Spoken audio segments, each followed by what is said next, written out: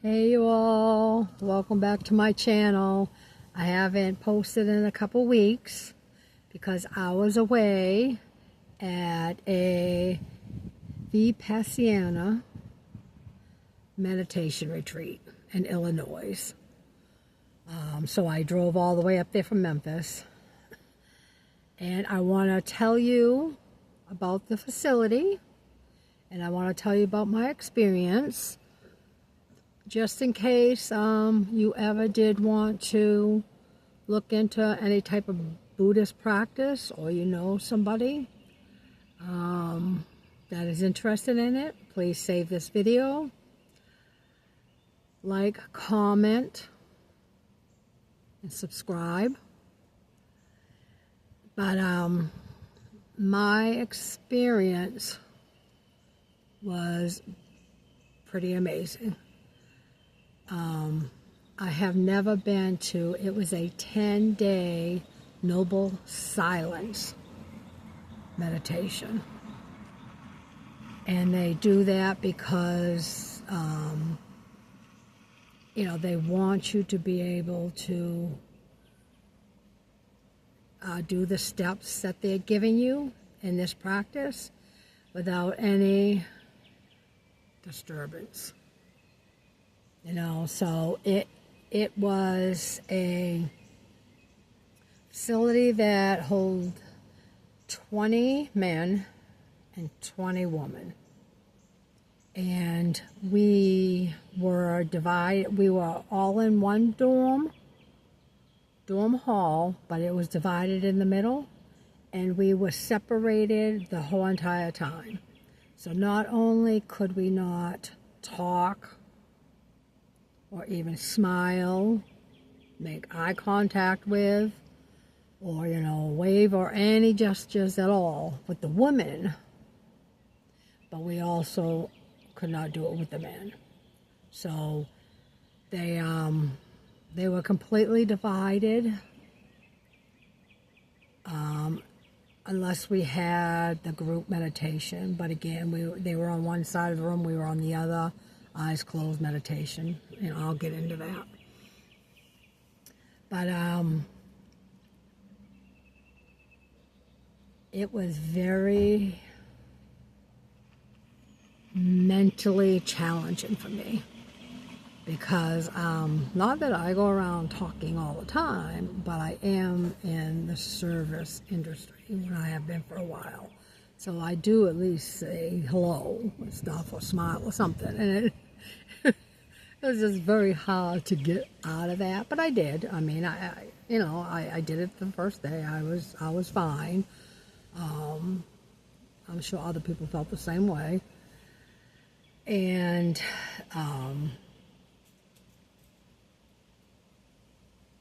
it had so much meditation, and where it was silence. My spirituality, I like candles, I like incense, I listen to frequencies, or mantras, or something, or, it's not just dead silence. So it was mentally challenging for me, and I did try my best. I really did. You gotta, when they tell you to go in, whatever practice that you had before, you gotta let go, or any, even fasting and stuff. You gotta let all those beliefs and all those things that you're doing before to concentrate on what they were giving you there. Okay, but they had the dormitory for us, and which surprised me. I thought when I was going to walk in, I thought all the women, or at least half the women, were going to be in one room with bunk beds and stuff like that, but I was pleasantly surprised. As I walked into the room, there was only 2 women or 2 men per room. But when you walked in, there was a sink here, place to put your coats and all that here. Then we had a bathroom here, with a full tub and all that. Then 2 doors veered off to the right. And they were 2 separate bedrooms. I was psyched. I opened my door, and it had a twin-size bed, a beautiful window looking outside, and it had some hooks on the wall. It had a chair for you to sit in, and it had a nightstand. It had an alarm clock. So I was so excited to have my own room. You shared the space with somebody else, but it was your own room. And I understand that now, because of, I don't want to say isolation. You're not isolated, but when you're meditating and stuff like that, you need the no contact and all that. So, now I get it. I didn't get it before I went there, but now I get it. Pleasantly surprised. We had to bring our own, towels, our own sheets. Obviously enough clothes for 10 days. 12 days really. Your toothbrush and all that, your hygiene stuff. But they had everything else, So I walked in, I looked at that, I was so impressed. Then they had another big building, and it was the Dharma Hall, and that's where we would do all our group meditation. Or if you wanted to go in there just, go in to meditate, by yourself, you could. And then they had another building that was the dining hall. And the dining hall was separated also. So there was a divider down the middle of it, and the men were on one side, the women were on the other. From our dormitory to go to the meditation hall or the dining hall, the men had to come out the other side and go all the way around into another door. And then we came around the other side and went into another door so we wouldn't come in contact with them. And they fed us the whole time we were there. They fed us a breakfast, and it was, breakfast was pretty much the same every day. They had oatmeal. They had some type of beet mixture or something. I did not try it. It smelled pretty good, but they had apples, oranges, bananas. They had 3 different kinds of cold cereal. They had bread for toast, with peanut butter jelly. They had yogurt out sometime. But then they had the lunch. And every single day they changed it up. They fed healthy stuff, of course. So there was no meats. And there was no eggs and dairy stuff like that. But they had stuff like, they had a salad every day. But they had macaroni and cheese. They had roasted potatoes. They had pasta and sauce. They had white rice. They had brown rice. They had garlic bread. They had 3 different soups. They had a corn chowder. So they had a variety of stuff going on there. And on the 5th day, they gave us a banana bread dessert. And on the last day, they gave us, it tasted like peanut butter balls or something, and they were chocolate. They were really good. So that was kind of our little, little treat halfway through, and then the end of it, you know. So that was nice. But they had tea there. They either had tea, milk, and they had coffee there. And they had like a lemon type juice. I don't know what it was. But, and then towards the evening, they had no dinner. They wanted your stomach to not fast, but, you know, be a little empty or whatever, you know, for the next day. But they had, you go there for tea, and they had the apples, bananas, and oranges out. They still had the bread out, you know, if you did want a toast or half a sandwich or something like that. But that was it. And it was pretty filling, actually. My stomach really, it didn't get hungry. And I'm not used to eating like that. Mind you, I'm used to eating between the hours of noontime and 2 or 2 to 4. I rarely eat after 4. I mean, and if I did, it would be something small. But I tried to do it between those 2 hour windows. So it was different for me to get up that early in the morning and eat and stuff, but I knew if I didn't, that I would be very hungry. So, you know, I did it.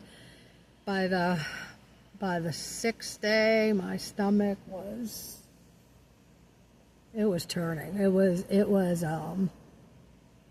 very unsettling and stuff like that. I had to take actually pills for the gas that I had. Not that I was doing anything on the other end, but it was, my stomach was just turning because I'm used to eating more fruits and vegetables and stuff like that, and not like all day. So yeah, something was just turning in my stomach. But that was okay. You know, I made it through. So the schedule, I don't want to say it's harsh. It's really not.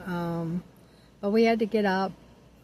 They rang the gong in the dormitory at 4 in the morning.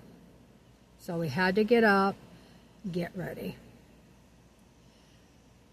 From 4:30 to like 6:20, we had to meditate in our room. Okay, by like 6:25, we could start walking, because we had to walk outside all the time. We had to walk over to the dormitory, to the dining hall, and eat at 6:30 to 7:15. Then we'd come back to our room, do whatever we got to do. Our first meditation group was at 8 o'clock, 8 to 9 o'clock. Then then after that, we'd take a 10-minute break. Then he would talk, the teacher would talk for like 10, 15 minutes. Then when we leave there, we got to go back to the room, meditate. Then our lunch is at 11 o'clock. So by like 10:55 or whatever, we can start heading over there. It's from 11 to 11:45. Then after that, we have free time from 12 to 1. You can go outside and walk around or whatever, but you had free time. And mind you, we couldn't have any reading material. We couldn't have any journals to write in, pencils or anything. So there was no writing or anything. There was no distraction. We couldn't have our phones, or nothing. So it was just you in the room. So yes, most people meditated. So from 1 to like 2:20, you meditated. Then at 2:30 to 3:30, there was another group meditation in the Dharma hall. After 3:30, at a 10-minute break, then the teacher would come on, talk for another 10-15 minutes. And then you can go about your way. Then at 5 o'clock is tea time, from 5 to 5:30.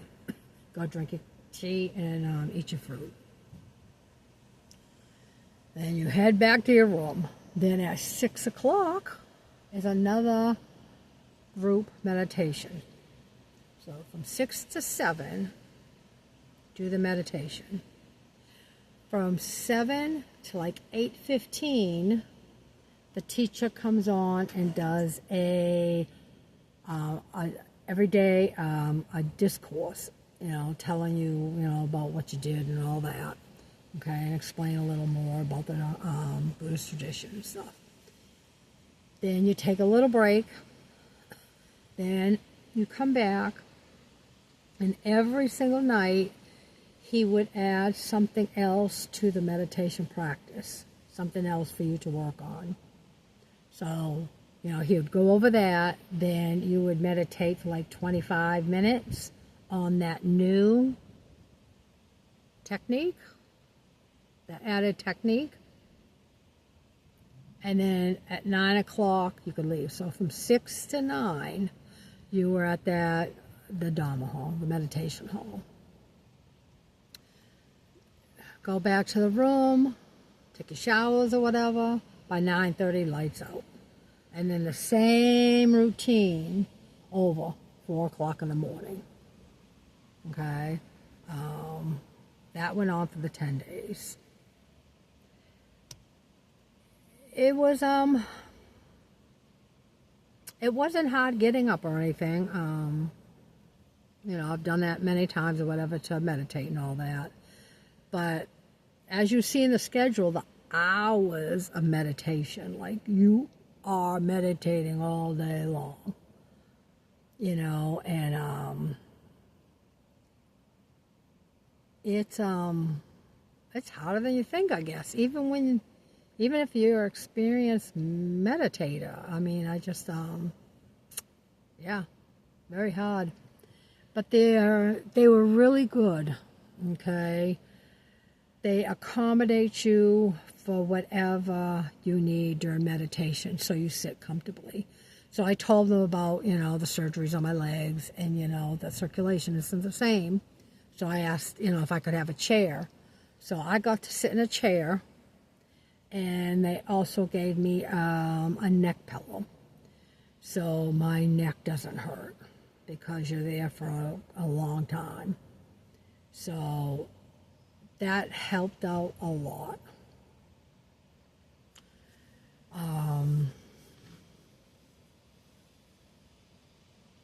And please, in the comments, ask me anything or let me know if you've ever done anything like this, any type of meditation retreat.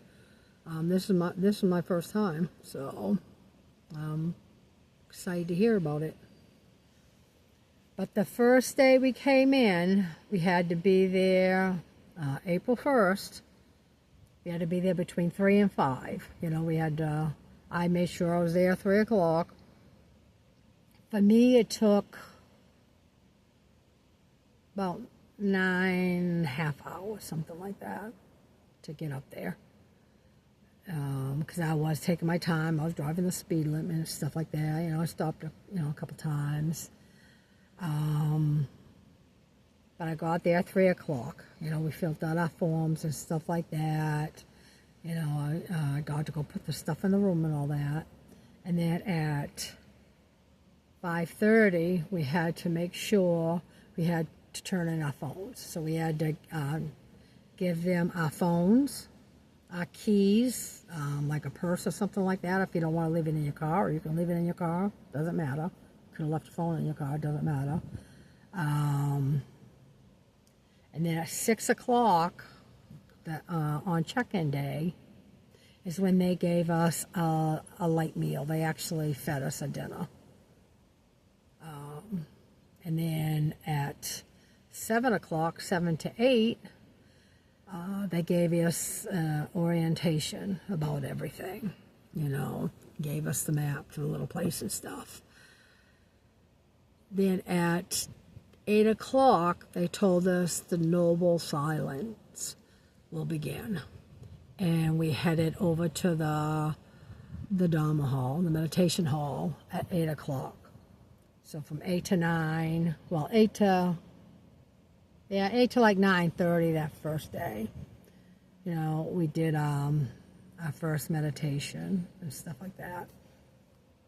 So it started that night, and then it ended on day 10, which is really day 11, around noontime. Okay, we still had 2 more meditations, but they let us talk now and practice basically love, kindness, compassion, and all that with each other, what we've been taught during this meditation, and basically letting us get acclimated into talking and socializing again before we head on out the next morning. So we all got to talk about our experience and stuff, and I was surprised that how hard it was on a lot of people. I thought everybody was in complete meditation and stuff. I was the only crazy person that couldn't keep focused, but no, more than half of them were like that. So when we got talking, it was a good experience. And we all got to pretty much hear each other for the first time, talking and stuff like that.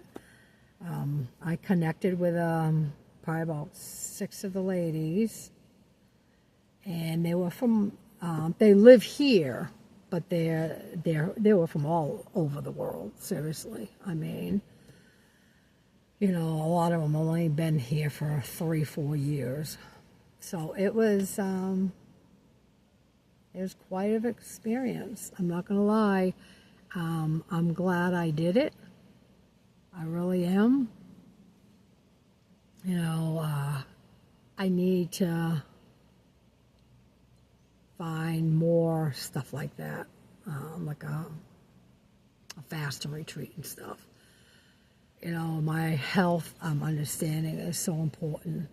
I'm talking the mental, physical, and spiritual health is so important to me now.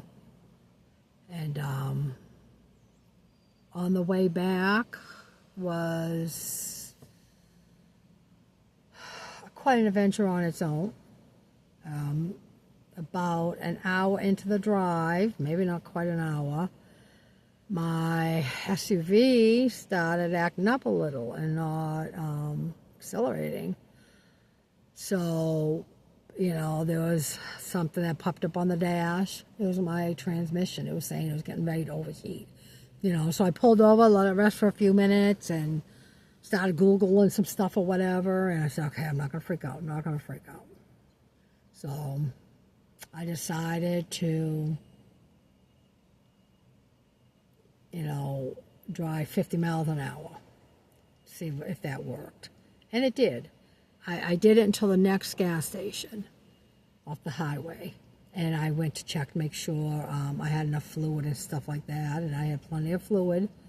So I just maintained driving at 50 miles an hour and took quite a bit of stops, even if it was on the side of the road, just to let the car rest a little bit, the truck rest. And I made it home. I made it home around 9:30 at night, which is a long time. I left at 8:10 in the morning. But, the following day, on Monday, I went to have it checked. Yes, my transmission is going. So, fortunately, I'm going to have to look into buying another vehicle. But we made it home safely. So if anybody has got any questions, please comment. I don't think I will do that retreat again, just because, yeah, the silence and all that is just not what I'm used to. But I might look into, like I said, other type of retreats and stuff. But mind you, I'm gonna throw up.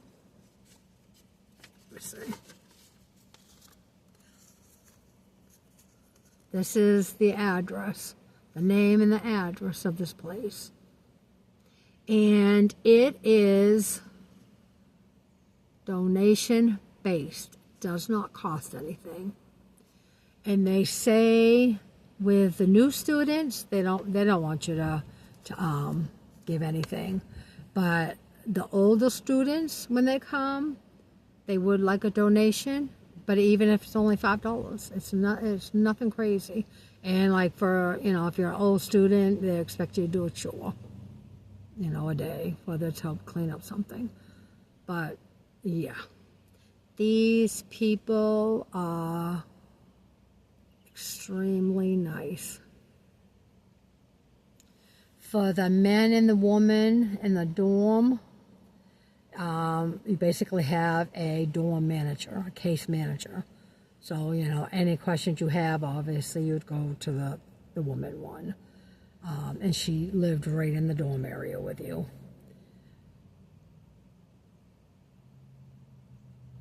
If you're curious, I would recommend this one. Now there's other ones too. You can look them up, because once you pull that up, it's going to pull up a bunch of others. There's one in Massachusetts, I know, and one in Atlanta, but I know there's other ones too. I mean, I could have went to the Atlanta one, but this one was calling me. I've been wanting to go here for like 7 years, so.